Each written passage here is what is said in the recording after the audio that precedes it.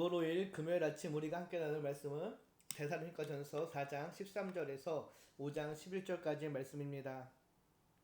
사도 바울은 그리스도의 재림 때 이미 죽은 자들의 처우에 대한 문제를 제기하는 말로 본 단락을 시작합니다. 데살로니가 교회 성도들은 그리스도의 재림을 경험하지 못하고 육체적 죽음을 맞이하는 사람들이 늘어나자 사별한 사람들이 종말에 불이익을 당할까 불안해한 것으로 보입니다. 그래서 사도 바울은 이 문제에 대해 13절에 다음과 같이 말하는데요. 13절을 보면 이렇게 이야기합니다. 형제들아, 자는 자들에 관하여는 너희가 알지 못함을 우리가 원하지 아니하노니 이는 소망 없는 다른 이와 같이 슬퍼하지 않게 하려 함이라. 바울은 먼저 죽은 자들을 자는 자들이라고 말합니다. 헬라어 코이마오는 잠을 자다라는 뜻인데요. 성도의 죽음은 끝이 아니라 잠을 자는 것과 같다라는 것이죠.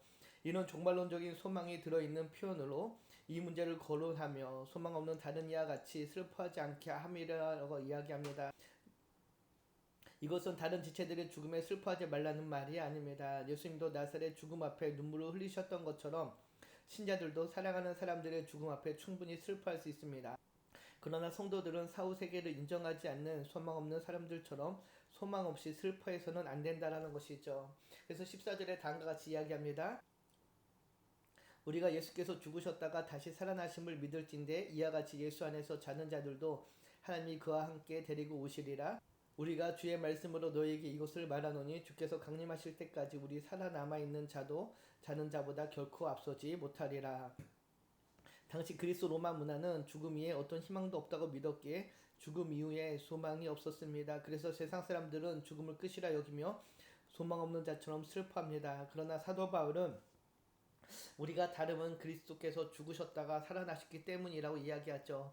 그들과 다르다고 이야기하는 이유가 바로 주님의 부활에 있습니다. 우리는 그리스도 안에서 주님의 재림 때에 부활의 소망을 갖고 있기 때문에 그들과 같이 소망 없이 슬퍼해서는 안 된다라는 것입니다.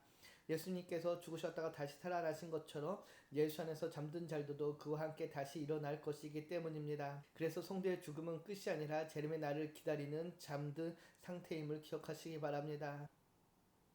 그리고 이어지는 5장 1절을 보면은 종말의 때에 대해서 다음과 같이 이야기합니다. 형제들아, 때와 시기에 관하여는 너희에게 쓸 것이 없음은 주의 날이 밤에 도둑같이 이룰 줄을 너희 자신이 자세히 알기 때문이라.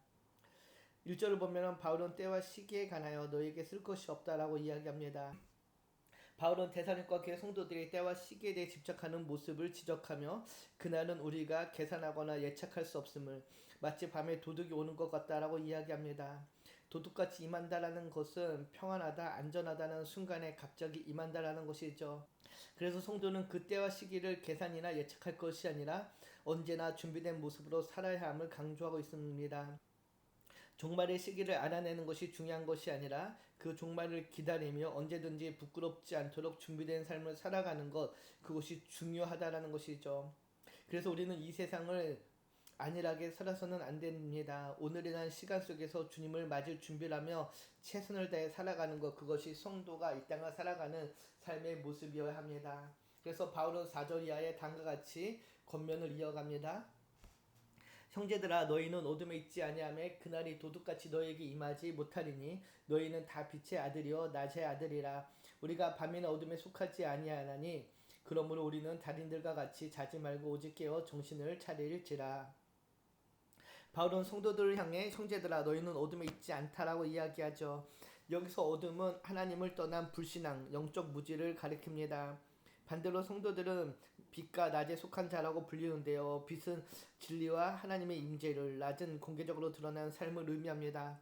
즉 성도의 정체성은 감추어진 죄의 어둠이 아니라 드러내고 비추는 빛의 자녀됨에 있습니다. 그러므로 바울은 우리는 다른 들과 같이 자지 말고 오직 깨어 정신을 차리자라고 권면합니다. 여기서 잔다라는 것은 단순히 육체적인 잠이 아니라 영적 무감각한 상태, 방심을 뜻합니다. 성도는 주님의 날을 대비해 늘 깨어 분별하며 살아야 함을 강조하는 것인데요. 그래서 오늘 하루도 우리는 깨어 믿음으로 행하고 사랑으로 섬기며 구원의 소망을 붙들고 살아야 할 것입니다. 그리고 이어지는 9절에서 10절을 보면은 다른 것 같이 이야기하죠. 하나님이 우리를 세우심은 노하심에 이르게 하심이 아니요 오직 우리 주 예수 그리스도로 말미암아 구원을 받게 하심이라. 하나님 우리를 죽내에 내버려 두지 않으셨습니다. 예수 그리스도로 말미암아 구원에 이르게 하셨는데요. 그러므로 성도는 두려움 속에서 살지 않고 구원의 소망을 붙들고 확신 속에 살아가는 자들입니다. 그리고 이 확신을 바탕으로 서로 위로하고 세워서 함께 주님의 나라를 향해 나아가는 믿음의 공동체가 되어야 될 줄 믿습니다. 오늘 말씀을 묵상하면 만일 오늘 예수님께서 다시 오신다면 나는 천국에 갈 수 있을까요? 그렇게 생각한 이유는 무엇인가요? 주님의 날이 도둑같이 임할 때 나는 빛의 자녀로서 깨어있음을 어떻게 삶 속에서 실천하고 있는지 생각해 봅시다. 기도합니다. 참 좋으신 하나님 감사합니다. 오늘 우리에게 부활의 소망을 주시고 그 부활의 소망으로 이 땅을 살아가게 하심을 감사합니다.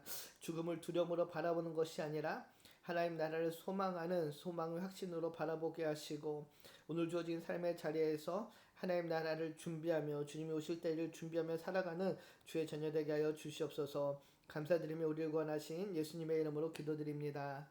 아멘.